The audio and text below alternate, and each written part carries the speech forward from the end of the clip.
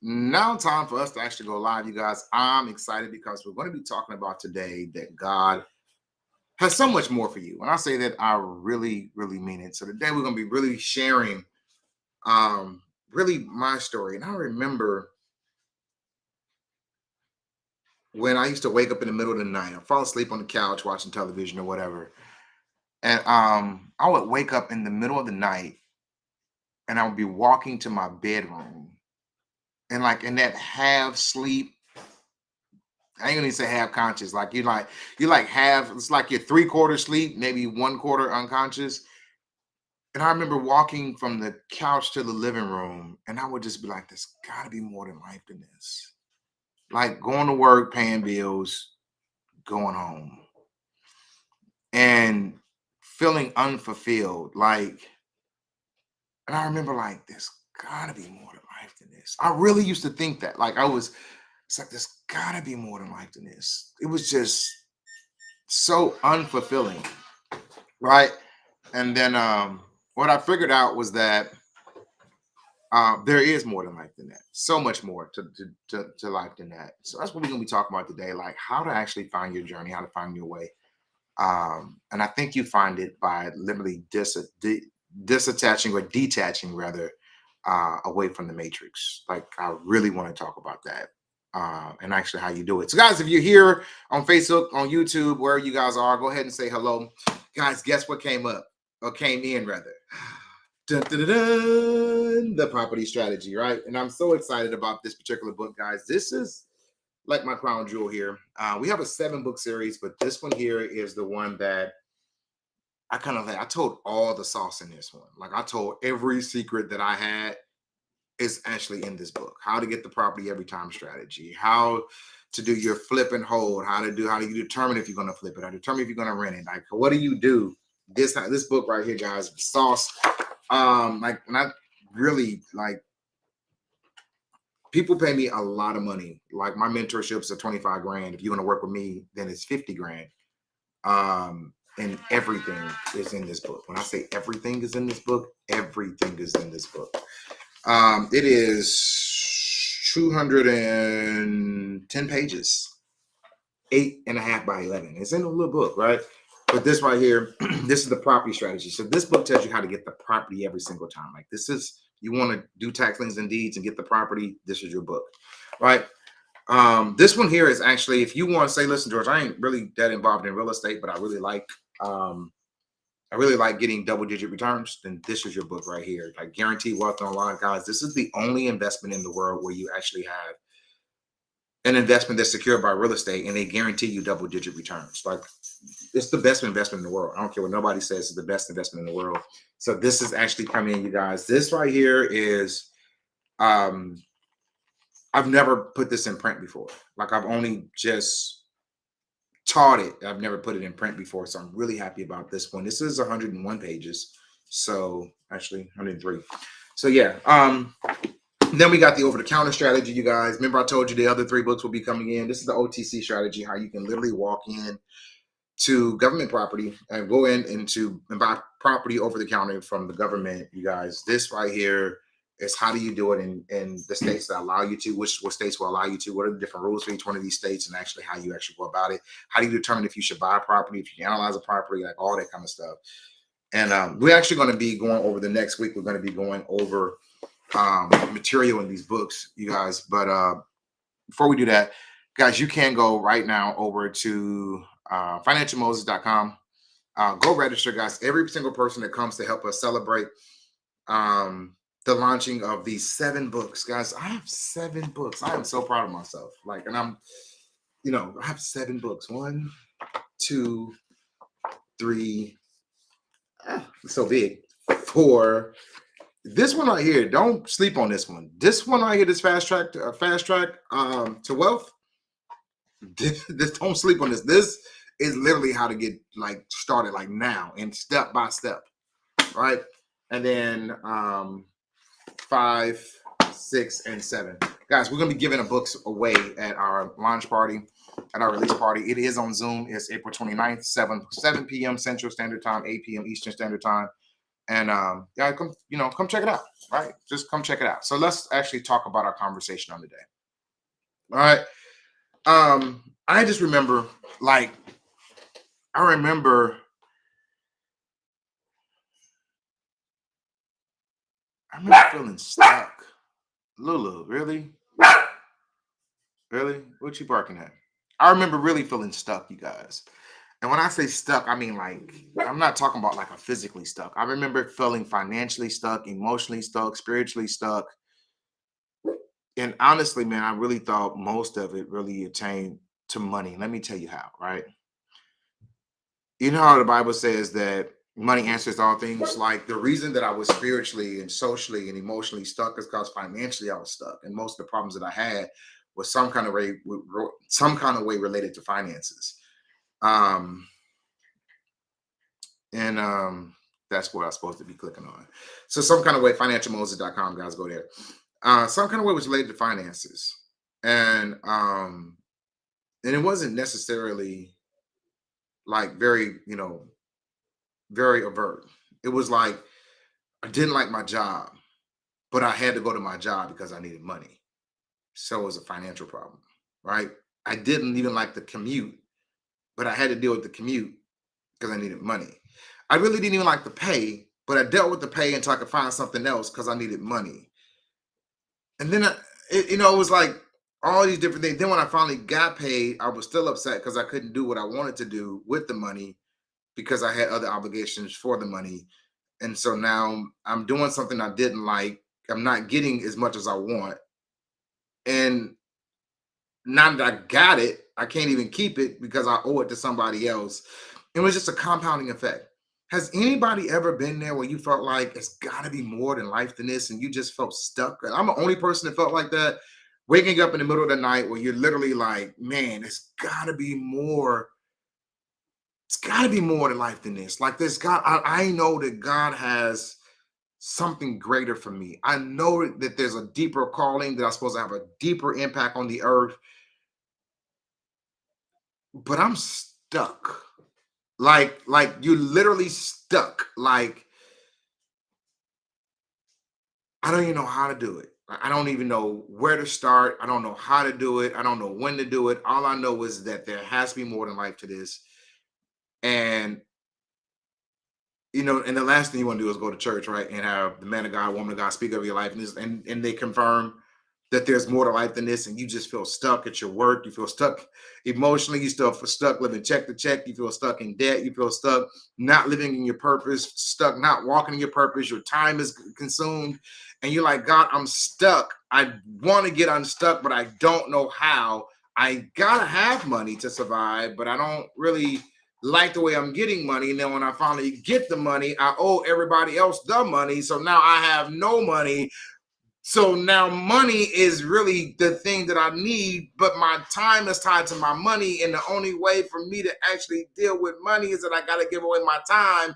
But I really want to give my time to ministry, or I really want to give my time to missions, or I really want to give my time to walking in that thing that I knew I was designed to do, and I can't do it. And I feel so unfulfilled. Is anybody, like, literally, am I the only one that literally felt that way or even feel that way, right? And I didn't know what to do. Like, I really was stuck. And at this season of my life, I was working as a housing counselor. No problem, Darlene. I was working as a housing counselor in Indianapolis at it's called KG, Community Action in Greater Indianapolis. I taught financial literacy, and I was also a housing counselor. And I didn't even like the way they taught financial literacy. I'm like, this ain't financial literacy. Like, they wanted to teach really the very, very basic about credit, and then they wanted to, like, how to balance a checkbook. And I'm like, this is not financial literacy. Like, I don't even know what to call this. So, like, this is the ABCs of one, two, threes that you should have got this. And this is for adults. This is not for, like, this is, I'm like, are you serious? Like, they're not teaching you anything about how to make money. They're not teaching you anything about how to get out of debt. They're not teaching you anything about how to actually do compound interest. They're not teaching you anything that really is going to advance your life. Why are we even teaching? Like, I hated my job. I love the people I work with. Love Miss Donaldson, and the whole team that she had. They were really good people. Upper management, I couldn't stand. But my the team that I work with every day were really, really cool. And but I just didn't make enough money. And then I went home to an environment where I was living with my girlfriend, but I sent her back to school, so I'm paying all the bills. I'm living in sin. I don't like living in sin, but I didn't have nowhere else to go. And I didn't want to go back to my auntie's couch because I was living on my auntie's couch before I started living with my girlfriend. That's how I ended up getting tricked into living in sin, is because I did not want to go back to the couch. And I was just like, you can stay here. And I'm like, no, I shouldn't live here, but I don't want to sit on my auntie's couch no more. So I move in. And then, of course, when you move in and you're living in sin, well, then the relationship goes. And so I wanted to leave, but I had nowhere to go. I'm living check to check because I'm literally paying all the bills in the house. And I was exhausted. When I say exhausted, I was exhausted. And it wasn't just for financial exhaustion. It was like I was looking for a word from church that I knew the church couldn't give. I was looking for a word from God, and it seemed like he was silent. I was looking, I don't,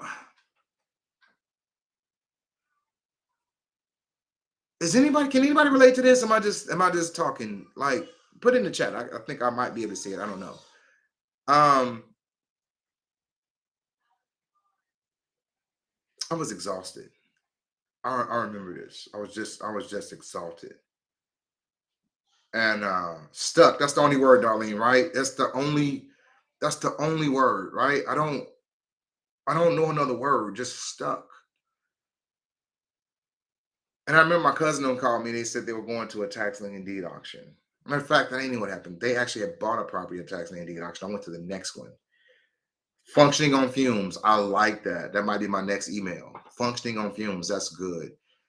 Um, I'm if I can put that on the screen. That's functioning on fumes. That's good. Um,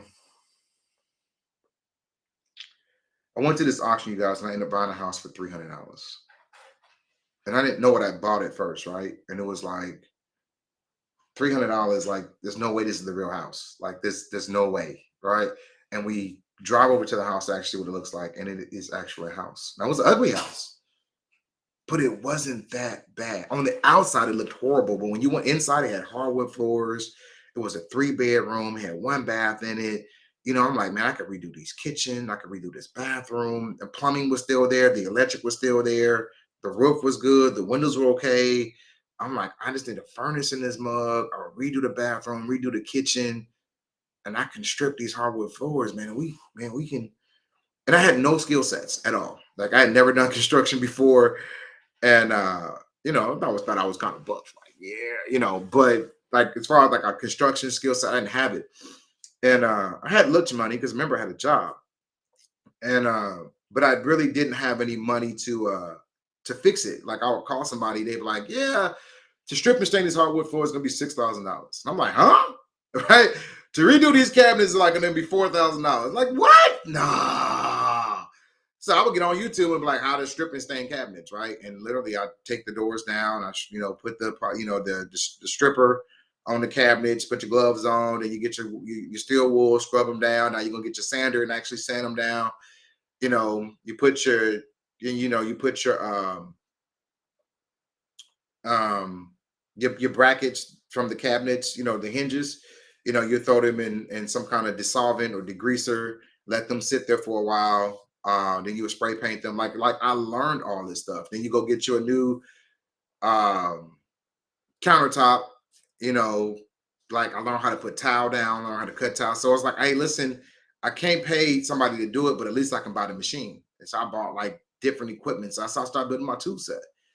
Um, you know, Literally just start buying tools in order to fix the house. And I've never shared all of this story before. And so this is really interesting. I lived in Indianapolis and the property was in Indiana or in Gary. It's about a 2 hour difference. And so on the weekends, I would drive down from Indianapolis to work on the house. So I would leave Friday after work and then I would come back like Sunday night, really late Sunday night. So I could be at work on Monday. And I would work and I would live in the house while I was working on it. And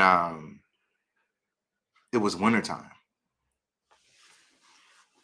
And I'm sanding floors, I'm sanding um cabinets, I'm cutting towel, putting it in the bathroom, and making it. I'm dirty, y'all, and it's cold. I got a propane heater inside the house. And it's 0 degrees in the Midwest, and it's cold. I'm sleeping on an air mattress. I'm taking a bath at the truck stop. Like I'll go to the truck stop and take baths, to take a shower rather, and all trying to get this house done. Just trying to get this house done. Something to call my own. Just want my own. And I just remember, like, I didn't start this journey to become a millionaire. I started this journey because I was dead broke. And I say that, I mean, financially, emotionally, spiritually, socially, this in every component of my life, I was just broken. And then I got almost there, and the house burned down. Not all the way, about 25% of the house caught on fire. And I'm like, God, you gotta be kidding me. Like, like I'm almost there and did all this work, and then the house burned up. Like, what? I still remember this, man. I was just like, I did not understand. Like, I just didn't get it. Like, I'm trying. I'm like, God, you see me trying. You see me, I'm trying. And it was like everything was working against me. And I remember it's like, God, you said no weapon formed against me would prosper, and it seemed like it's prospering. Like, can we just be transparent for a while? Have y'all ever not seen the hand of God in your life working the way you thought it should be working? Yeah. Notice I said the way you thought it should be working, right? Um, it's funny how you can look back at it now and kind of like laugh. Because in our minuscule mind, it's like, oh my God, the world is falling, and everything is working so bad, and everything is going so against you. And then you look back years later, it's like, man, that guy, you got such a sense of humor. Like, I thought I was broken, and you were literally just working this thing out for my good, right? Romans 8:28, like all things were working together for my good, and I just didn't get it. And and I guess tomorrow we'll talk about the season I'm in now, because it's like now, even talking about this now and even getting a little emotional, like that's a season I kind of going through now. Um, yeah, we'll talk about that tomorrow, though, right? So anyway, I didn't put the house on the land contract. I sold it for 54 or 58,000 somewhere. I think it was $54,000. Sold it for $54,000. They put like $5,000 down, $800 a month, and I took that $5,000 and I went back to the auction about two more properties, and I bought both of them for $300. So now I have three properties. So y'all know the 1, 2, 3, 4, 5 plan, guys. I know it that it works because I worked it about one the first year, two the second year, three the third year. I did that plan, and about this season is when I started being convicted about teaching again, and I started teaching real financial literacy, and we started talking about some components to building wealth. And I was sharing how I was buying property for $300. And people were like, there's no way you're buying property for $300. And I started showing pictures of the property. Like, yeah, I bought this one. I just bought these two here. This one's already rented out. This one's on a land contract. When the properties are rented out in this one. And people's like, teach me, show me. You got to show me. And there was really no material for it. And then all the material that was out, it was like half put together. And so I designed a course, and it sold out. And I was like, y'all, like I really want y'all to hear this. I remember, I was like, we're gonna put 50 people in the class. And this is like you're shooting for the moon, right? We're gonna put 50 people in the class, and we're gonna charge, $997 of fees. And we can do 50 people to be $50,000. You shooting for the moon. Like, you really don't think it's gonna be but nothing but 20 people in the class, right? If you can get 20 people in the class and do, because you understand, like, I'm only making like $30,000, $40,000 a year right now. So if I can put 20 people in the class, I just made half of my salary in one class, right? I'm like, oh, that'd be wonderful. And the class sold out. Like 50 people sold out. And I was like, wow. So then we did a class. Well, actually, we did 6 step, 6 figures. 6 step, 6 figures for $600, a 13-week program for $600. And we put you on a weekly payment plan or a monthly payment plan, or you could pay it off. It sold out and we had like 120 people in that class. And then we did purchase to profit, and it was $997, and we had a goal of 50 people, and it sold out. And so at this point, we had 6 step, 6 figures that did over 100,000. And then we had purchase to profit that we ended up extending it, and it did like 70,000. So I made like $170,000. And I'm like, God, are you serious? Like, like, I'm like, wait, this can't be true. Like, these numbers can't be real. And I'm looking at my account like, this is real. And I took that money, and guess what I did? I went back to the auction, and I started buying more real estate. And then we started expanding the empire. I got better cameras and better equipment, and start hiring people, and really just start expanding. And I noticed that I was able to leave my job, and I could only, and my concentration and focus was literally on educating and teaching the people of God about how to increase. And that feeling of being stuck, that feeling of there has to be more to life than this, began to dissipate, because I was free to walk and live in my purpose. And I entitled this that God has more for you, because I believe that I'm not the only person that went through that, and still sometimes I still go through it. That that feeling of being stuck, and I say stuck is not a money thing. It is a money thing. Don't get me wrong, but it's not only a money thing. It's a life thing. And because you were created for greater, because you know that you were created not to do the 9 to 5 and die, because you know that you're more than just what you do for a living, that God has something greater in you, there's a stirring on the inside. There's a stirring of an unctioning on the inside of your spirit that just will not die. And it's hollering and it's craving to get out. I've been there. And my prayer for you today is that, and I just wanted to come on and talk, right? My prayer for you today is that God gives you a vehicle that will allow you to be free, yeah, right? Be Free University, right? God gives you a vehicle that will allow you to be free, so that you can walk in the passion, that you can walk in your purpose, that you can pursue um, all the things that God has literally germinating on the inside of you, just waiting to be cultivated. Uh, that's right, Darlene. And I want, it gives you power to get wealth. So people are like, George, you just wrote I just wrote these 7 books, right? And they're like, why are you giving guys, my goal is to give away 1,000 of these books. And honestly, I'm gonna be honest with you. Now, everybody has a different strategy, which is why I put them together the way that I did. So everybody has a different strategy. This is my favorite because this is my favorite strategy. But this is the strategy, this is the strategy, and this is the strategy. All 3 of these are different strategies. And you can take all 3 of these strategies, and I promise you it will set you free. I'm giving away 1,000 books. That is my goal. Give away 1,000 books. We want to have 1,000 people at our launch party, and I'm going to give away. I'm going to start selling my books by giving away 1,000.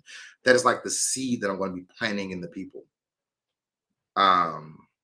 I believe in seed time and harvest, and so we're going to be planting a seed into the people. Where we're going to give away 1,000 books.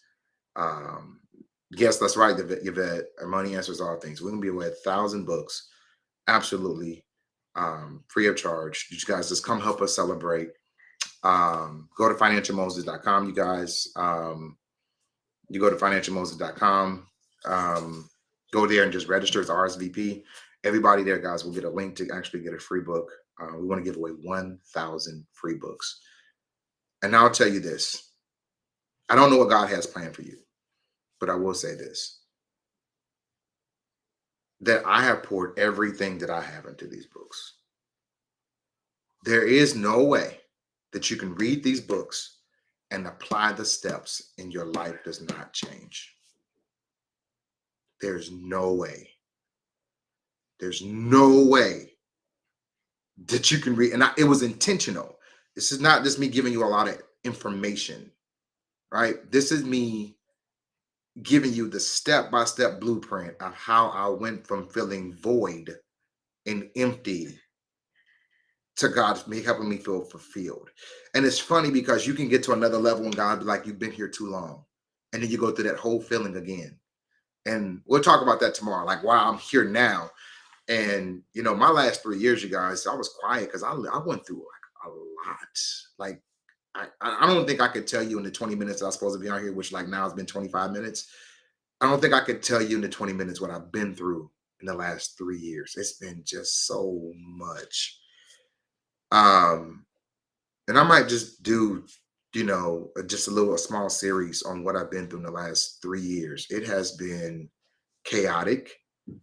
It has been stressful. It has been depressing. It has been angering. It has made me question God. Um, just a lot. But all I can tell you is that when you look back over your life and see the other seasons in your life where you felt exactly like that, those are times where God was up to the biggest thing. You ever notice that when you question God the most is when he does the biggest miracle? I really want y'all to think about that. Like, seriously, go back in your mind and think about when you question God the most. Like the biggest time you like, God, mama's sick, or even, mama died, or daddy's sick, or daddy died, or car broke down, or whatever. And you don't know how you're going to make it. You got this bill coming, you got this is due. And many times, the way that you want, I ain't gonna say many times, I think it's all the time, the way you think or you want God to answer, he don't do that at all. And so you're waiting for it to come. It's like, okay, God, it's midnight. I know it's about to come through. I got faith. I believe. And then it don't happen. You like, huh? Am I the only one? Y'all, please don't tell me I'm the only one. Please don't tell me I'm the only one. When you be like, wait, what? Like it's that this can't be like, and it just feel like he just forsaken you. You feel by yourself. You feel like you're isolated, and you feel like God he didn't keep his word. And only because you really thought that he should have done it this way. And he's like, because you thought I was going to do it that way, I ain't going to do it that way at all. So you feel abandoned, you feel isolated, you feel like, and yeah, it's you can look back at your life when you felt that way before because you feel it now, and it should give you encouragement to know if he did it then, he'll do it again, right? It should give you encouragement to know if he answered in that situation, I know that he will still have the dedication and the commitment and be the same God that he's going to answer in this situation. And for me, that's the best revelation of all. That's the best commitment that he's faithful. He's faithful. It hurts. You kick, you scream, you shout, but he's faithful. So, guys, my time is up. I'm 8 minutes over. It's supposed to be 20 minutes or less, what I told my team. But I had to get that out. I wanted to get that out. And tomorrow I'm going to go even a little deeper into the story. Like God has more for you, part two, right? And just kind of share my story. What I'm learning is that there's so many people that you can help when you're transparent. Like people like, oh, George, you got it together. You got all of this stuff. I ain't always had the stuff that I have today. And honestly, when you pull back the curtain, what you think I have, I don't have. Like, we know you like to talk, right? Um, but yeah, when you pull back the curtain and you're like, yeah, these guys, I'm telling you. So I just want to take a season just to be transparent and say, hey, this is where we are. This is what's going on. Um, and if he delivered me, he'll deliver you too. And if he was there for me, he'll be there for you too. And sometimes it you just need that encouragement to know that somebody else is also going through or had the same experience. When I read about Tyler Perry sleeping in his car, when I read about Elon Musk sleeping in his desk, when I hear a lot about Jeff Bezos, um, whose investors wanted to pull out because Amazon went so long without making a profit, it gives me encouragement, not because they hurt, but because they had times where they were human. Like today, they're like superhuman. Jeff Bezos, Tyler Perry, Bill Gates, like they're superhuman, right? Elon Musk, right? Like, but there were times where literally they did not know what they were going to do next. There were times where they literally wanted to give up. And if you can see their story today and understand what they went through then, see, the final destination, you guys, is so easy to look at and be like, oh, it's wonderful and this and that. The final destination, that's not what you want to be mesmerized at. It's the journey to that destination, to being the richest man ever, and having your software on every company in America, or having the largest corporation in the world, like or Tyler Perry, one of the richest black men to ever walk the face of the earth, right? And he started with Medea, right? And it's just sleeping in his car, ready to give up. Like these are the stories. I'm telling you guys, a book that you really need to get is called Think and Grow Rich: A Black Choice. Not just Think and Grow Rich by Napoleon Hill, but before Napoleon Hill, he actually had he was working on one for African Americans, and he died while he was working on it. And his foundation got Dennis Kimbrough to finish completing the book, and it's called Think and Grow Rich: A Black Choice. It's a really good book, and it tells you a lot of the stories of our people who came before us, who were millionaires, and at this age probably billionaires, who kind of became trailblazers for us, and just really great stories, and just would really encourage you to read that. Yeah, my time is up. I gotta go. We're like 22, like 12 minutes over. I gotta go. My staff was gonna kill me. They don't talk about me. Like, boy, you just know, but I ain't gonna make no excuse about it. I'm just over time. Guys, I love you guys. I love Christ. Come see me tomorrow. Go register at financialmoses.com. Go register, guys. We're giving away 1,000 books. Everybody that attends, only 1,000 seats. And we're giving away 1,000 books. So we know that it's going to sell out. Just show up, guys. If you take somebody's space, show up. Don't register and you ain't coming. Like, seriously. And guys, I'll see you guys tomorrow. Same bad time, same bad channel. See you guys tomorrow. All right, you guys be blessed.